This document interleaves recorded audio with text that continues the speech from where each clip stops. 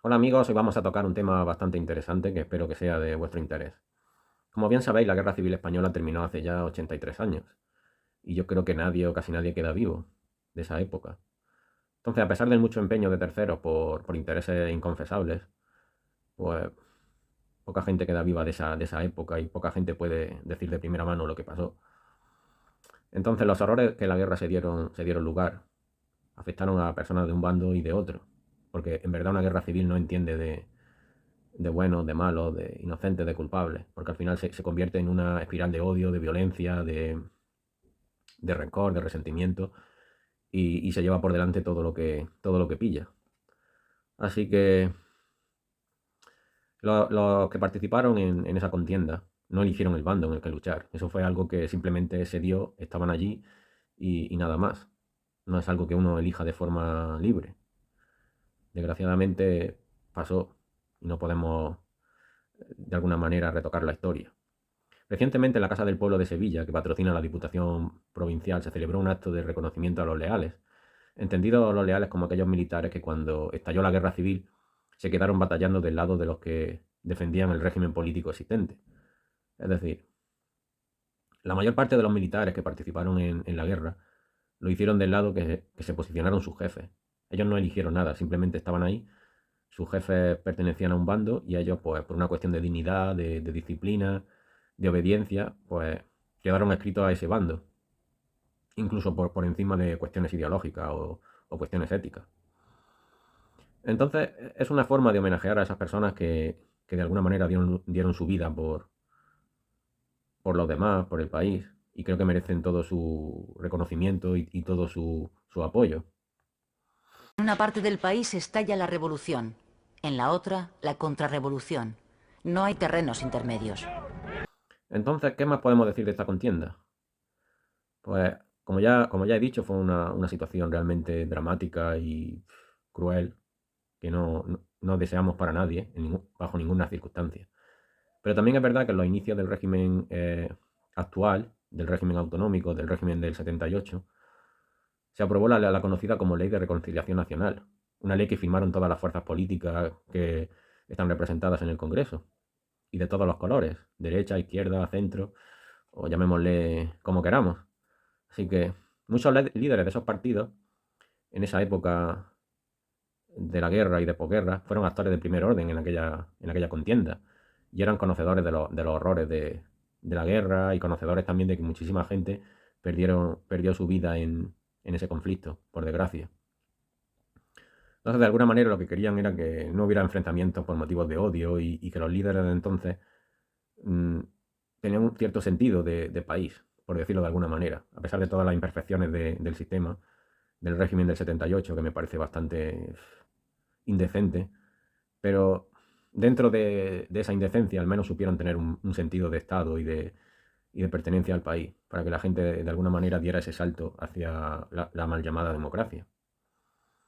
Entonces, para que eso no se volviera a repetir y para que los jóvenes de este país pudieran disfrutar de una vida más o menos razonable, se creó esa ley, como ya he dicho, de reconciliación nacional. Quizá mal hecha, no se cerraron todas las heridas, de alguna manera, no se restituyó el orden constitucional en toda su plenitud, pero bueno, digamos que fue una forma de cerrar las heridas en falso y de que la población inicie una nueva era en forma de democracia, aunque ya sabemos que no es algo realmente cierto, pero bueno, esa era una época difícil y de alguna manera se intentó dar un paso hacia adelante por el bien del país. Lo que me sorprende es que 80 años después los profesionales del odio han regresado y con más fuerza que nunca, y sobre todo con mucho desconocimiento de lo que pasó en esa época, con mucho desconocimiento del pasado y de las consecuencias que tiene arrastrar ese odio y resentimiento en décadas posteriores. Entonces, hoy vuelven a hablar y a expresarse de alguna manera llenos de odio, de rencor, de resentimiento, y vuelven a pregonar nuevamente el enfrentamiento de la sociedad. Cuando paradójicamente son gente muy bien pagada y subvencionada con el dinero que nos confiscan a base de impuestos. Gente que vive del dinero público y gente que entierran sus orígenes en el franquismo. Porque la inmensa mayoría de la gente que ahora mismo está sentada en el sistema, que pertenecen a los partidos políticos, hunden sus raíces en el franquismo. Y ahí no hay mucha diferencia entre derecha e izquierda, porque los que en aquella época ya estaban posicionados, pues de alguna manera han seguido ahí y se han perpetuado en el sistema. Murió el dictador y después lo que hicieron fue, de alguna manera, seguir ahí, básicamente. Puede sonar un poco fuerte, un poco radical, pero es lo que pasó. Si investigamos en los orígenes de Felipe González, de Manuel Chávez, de Pedro Sánchez, en fin, por no hablar de los dirigentes del PP, por ejemplo, que prácticamente todos vienen del régimen anterior. Así que bueno, todo es una farsa, como ya hemos visto en repetidas ocasiones. Entonces quería sacar a colación la frase de Edmund Burke que dijo, para que ganen los malos solo hace falta que los buenos no hagan nada. Y es verdad. Porque si de alguna manera la gente de las nuevas generaciones, la gente que venimos por detrás, queremos mirar hacia el futuro, queremos de alguna manera dejar ese odio, ese rencor, ese resentimiento, lo queremos dejar a un lado, no podemos hacer el juego a la clase política actual. No podemos dejar que nos manejen, que nos manipulen y que de alguna manera nos quieran encasillar en un bando. En mi caso personal, por ejemplo, mis orígenes se remontan a la parte republicana. Y parte de mi familia ha sido represaliada por el régimen y han sufrido muchas calamidades. Pero de alguna manera nunca me han inculcado odio ni resentimiento, ni me siento perteneciente a un bando en concreto, ni me siento de alguna manera agraviado por lo que vino después. Ya pasaron más de 40 años y a pesar de todo, lo que está claro es que el dictador se murió en una cama con, 80 con más de 80 años. Entonces la oposición y la disidencia fue mínima. Por no hablar del Partido Socialista, que estuvo ausente durante 40 años. La única eh, resistencia, entre comillas, fue la del Partido Comunista y fue realmente irrisoria. Así que bueno, no podemos tampoco dejarnos llevar por esta nueva corriente de enfrentamiento, de odio, de resentimiento. Porque reescribir la historia es algo muy antiguo. Pero yo lo que veo sobre todo es que es una forma de impedir la disidencia ante los abusos y las corrupciones. Entonces no nos dejemos llevar por esta nueva tendencia que inició el infausto José Luis Rodríguez Zapatero y de alguna manera continuó con el gobierno del PP. Y ahora pues con el gobierno de Sánchez se está de alguna manera incentivando. Y parece que nos quieren meter en uno de los dos bandos. Nos quieren meter en una trinchera y enfrentarnos los unos a los otros. En base a que mis antepasados sean franquistas o mis antepasados sean republicanos o que yo haya tenido algún represaliado por el régimen o incluso alguien que haya sido asesinado cruelmente. Y eso parece que me diera derecho a exigir una especie de venganza histórica, de compensación por lo que pasó hace 80 y algo de años. Y desde mi punto de vista eso es un hecho histórico, trágico, que dividió al país, que nos enfrentó, que trajo mucho dolor.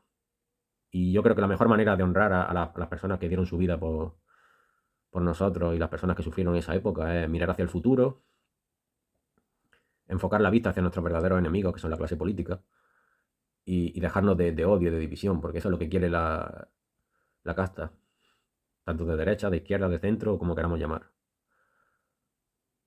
Porque hubo muchos represaliados por un bando, por otro, y gente que sufrió las consecuencias de ese conflicto. Así que, por mi parte, no voy a seguir incentivando esa cultura del odio, del resentimiento, de acusar a la gente de pertenecer a una ideología determinada porque su abuelo era franquista o su abuelo era republicano, porque su bisabuelo quemó una iglesia o porque su tío era falangista en su juventud. Y ese tipo de hechos que yo no he vivido ni que la gente joven ha vivido. Me parece totalmente absurdo.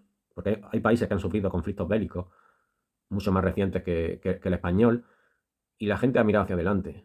Ahí tenemos el hecho claro de los países de los Balcanes. Yo conozco la realidad de Croacia porque he estado allí y he hablado con gente.